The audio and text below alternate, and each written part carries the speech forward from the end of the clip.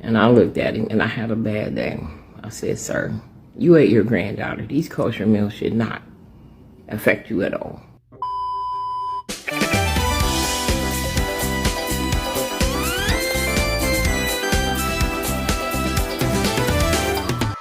What's up, guys? So we're gonna watch some videos from TikTok that a woman with the screen name dropping_the_gems2 posted. And she was a correctional officer, which is a CEO, correctional officer, in multiple prisons. And I don't know how many she worked at, or if it was just one with a very diverse group of inmates. But she has some crazy stories. And I swear to God, every time I hear this woman say story time, I get excited. Like, I could listen to her talk all day. They're so interesting and entertaining. Of course, shocking at times. But I love watching them. So we're just going to watch some of them today and just talk about, you know, how I feel on the subject and how I relate to what's going on. So let's just start watching them. Story time. So we had an inmate that was in our prison. First, let me tell you the story. He was always complaining about food, all that, every day, all the time, and only to me. Now, this dude was Jewish, so he would only complain to me. I was the only black coordinator. He knew I had absolutely nothing to do with the food. Nothing. I just served it. And one day, an officer told me what he did. I really didn't even ask, but he told me what he did because they didn't like that dude. And when they don't like you, it's a reason. His daughter dropped her daughter off at his house and to babysit, and he cooked her and ate her. When the daughter got back and realized what he had done, you know, ain't no words you can put it into. Oh my God. He never getting out of jail. No. I just think he didn't like me because of the color of my skin. So, one day he was walking through there, and I was having a bad day, and he was complaining about the food. And I looked at him, and I said, because he got kosher meals, but he was complaining because they kept giving him the same kind every week. That was up to my boss to order that. That had nothing to do with me. Right. Excuse me. And one day he walked up to me again. It's like, I'm so sick of having the same meals again. And I looked at him and I had a bad day. I said, sir, you ate your granddaughter. These kosher meals should not affect you at all. And I'm telling you, every inmate, every staff bust out laughing. It's true, though. And when I tell you I got cussed out, my boss took me in the back and let me have it. But she knew I wasn't wrong because they got tired of him complaining about his food every day, all day. Sir, you eating for free for a crime that was horrendous. Mm-hmm. So maybe you should just appreciate what they're giving you. Because you was in another country. Yep. That would have been pretty ugly. They might not even fed. Jesus Christ. She's right, though. How are you gonna... Now all of a sudden you're picky about what you eat. Really? That's disgusting. How can you commit the crime that you committed, go to prison, and then have the nerve to be picky about what you eat, knowing what crime you committed? Like, the audacity of that man. I don't even want to call him a man. That's a monster. That's a piece to me and everybody else. So, whew, on to the next one. Story time. This one the CO told me this right before I started this happening, and I was rolling. So it was two inmates, and they was fighting over a homosexual. Them the most dangerous fights on the compound. Do you hear me? Because they fighting over property. Wow. Which they can literally keep or sell. It's a lot of human trafficking in the prison. A lot of people don't know that. So when a guy is done with you, he will sell you to a next dude. Damn. And you allow that. And I'm telling you, if you're in jail 10 years, you got owned by at least 40 dudes. 40. Getting ran through. And they was one was working in the kitchen, and the other one wasn't. So they know that if you don't work in the kitchen, you cannot come in the back. Well, no. He ran straight to the back to the guy. They tore that kitchen up. It was blood everywhere, the CO told me. He said, so where the coordinators give out, like the knives and stuff. Yeah. I mean, like the spoons and stuff like that. It's like a landing. So he took his head and smashed it, and that's where the blood came from. It was the worst fight they said they had saw in a long time. Yeah, in the kitchen. It was so bloody. Nobody didn't want to jump in it or break it up because y'all got to remember back in the day there was no cure for hepatitis. Right. No way to control it, or there was no cure for AIDS. So everybody just kind of stood around and COs. They was like, man, I'm good. They'll get tired. Right. So when they finally stopped fighting, they took them out. They walked out. I don't even think they cuffed them because sometimes it would be so bloody. And if you the COs back then, they didn't even use gloves. But then after I got there, they started using gloves. I was like, why don't you have gloves that, they started giving them gloves and they gave them a pouch for it. Good. That's happened to me. It was a mess, honey. The CO said it was a mess. It was blood over a guy. Now, they was fighting. They would have literally killed one another over the gay dude. Property. That's how much power. Now, all of them don't get trafficked. Only the weak ones. Let me clear that up. Because the ones that got power run the yard. And when I say it don't matter what gang you from or whatever, they run the yard. The Muslims don't mess with them at all. They don't care, but the other ones do, and the other people that are not Muslims, they not trying to fight them either. For real, they not. They different in there. But I'm gonna tell y'all, those be the worst fights. That's crazy. One of them will kill one for another one for over a gay dude. That's crazy. I mean, I've heard about the whole thing, in jail or prison, but I didn't know. I mean, it's property. They don't have money, so you barter and sell with other stuff, including men. Story time. Quite a few times, an inmate tried to spill his guts to me. I don't want to hear it. A lot of times they in jail for crimes that they didn't commit, but karma got them. Or they in jail for something small, but they should have been for something big. So when they would sit down and they would say, and I knew when he was trying to tell me something, because this is what they do.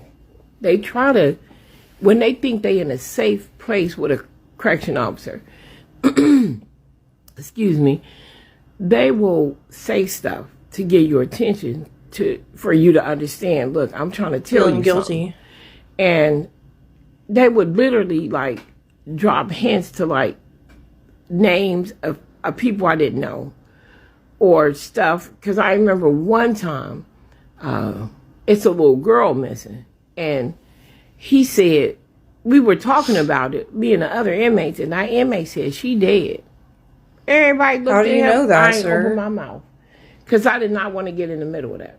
I didn't want to get in the middle. He knew. He knew that little girl was there. He knew it. And they come to find out later that he did not lie. She was wow. There. I think they snatched her on the side of the road. She was playing by her house, but he said it. And months later, they found out I got murdered. He knew something. He didn't do the murder. Now, let's get that clear. He knew. He wasn't the one that did the murder, but he knew the people who did it. Because they literally got them later, like a couple years later. So, when they try to tell you something about something, a crime they committed, man, you better skirt away from there quick. Because I'm telling you right now, if they tell you something, you have to report. Yeah. I didn't snitch on them, but I'm not going to keep somebody's death a secret. So I just didn't listen. Because I didn't want to get in the middle of that. And if you get in the middle of that, you now are at court and you are now a witness. Witnessing against him, and it's just a mess. When they tried to tell me something or hint it, I said, you better get away from this desk. Because y'all remember, I was like, not always it's nice. But I tell them, if you don't get away from this desk, I'm going to punch you in your face. Ma'am. And they knew I meant that. You keep that to yourself, or you go up there and tell the investigator or the captain, don't tell me nothing. So I don't want to be bothered with that. I'm here 8 hours or 16, and I'm ready to go. I don't need no more slack, no more nothing. I got to watch out for all the inmates that's on the compound and the staff. So leave me alone. That's crazy. I can't imagine being in a situation where people would want to confide in you about crimes they committed, because she's right. You know, if they tell you something, you've got to tell someone else, and then it becomes a huge thing. So I don't blame her for that. Good morning. Story time. Story time. The most disgusting crime that I have ever come across in a jail was an incest case. I thought incest was you messing with your daughter or your kids or something. It is. And that's not it. Yeah, it is. The caseworker had to literally tell me what incest was. Incest is someone that has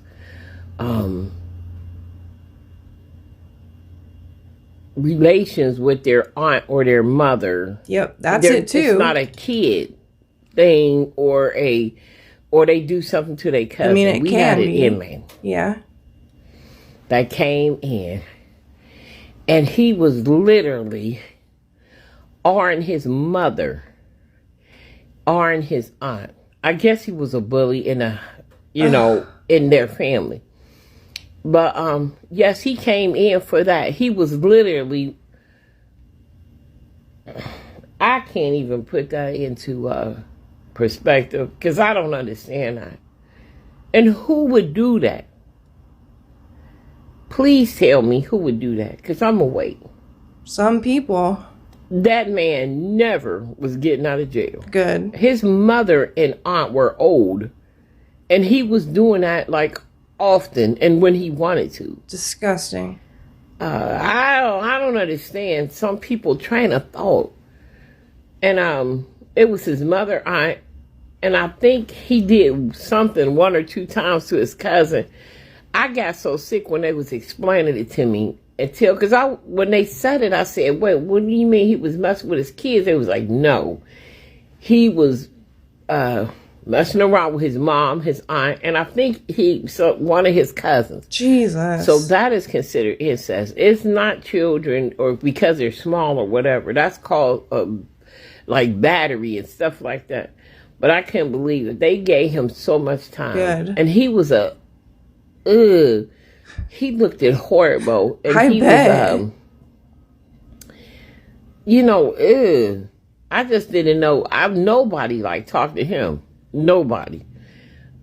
He was going to do that time by himself because it is some boundaries. Yes. That you should not cross. Yep. And he crossed that boundary.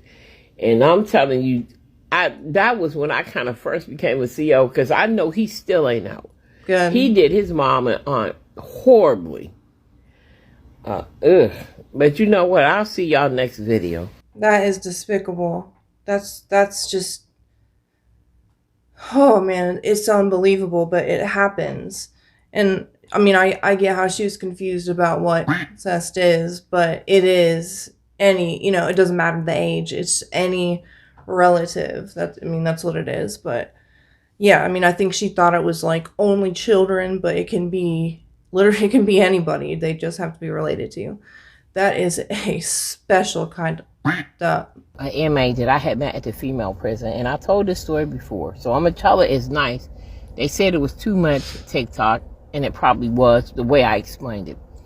So this inmate, like, they had a whole dorm of abusive moms, and the other inmates and the staff did not talk to them at all. They didn't want nothing to do with them because their crimes was that hideous. So the mom did this.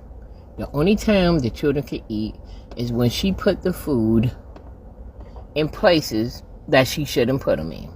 The children literally had to use their mouth to get it out.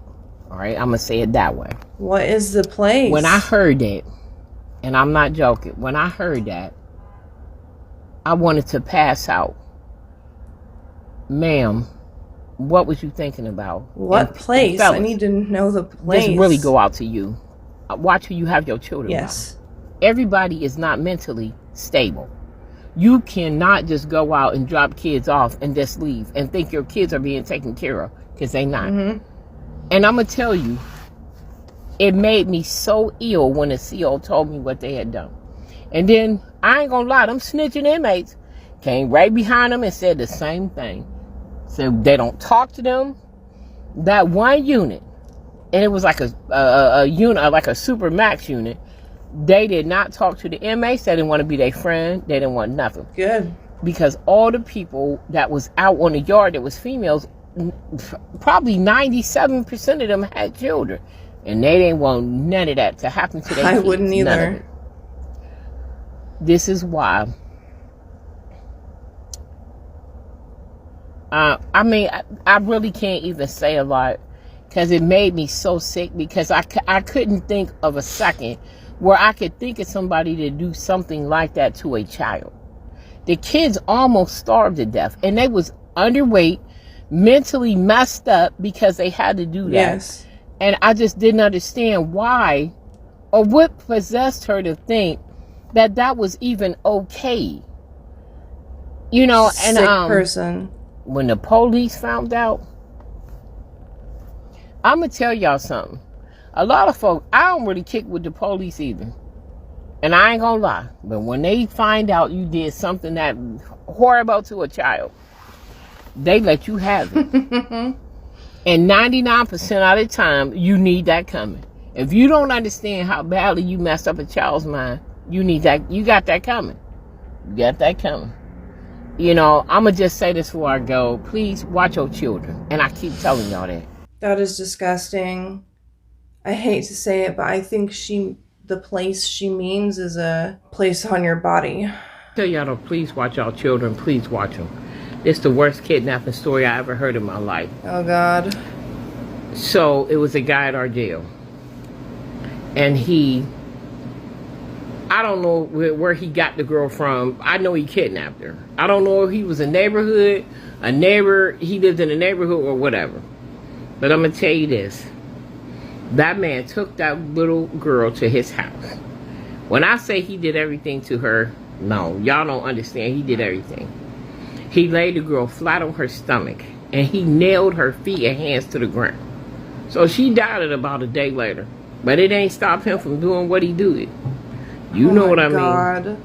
Then this man had the audacity to cry and plead for his life, which the judge had and the jury had no sympathy for him at all. That was the saddest thing I ever heard in my life.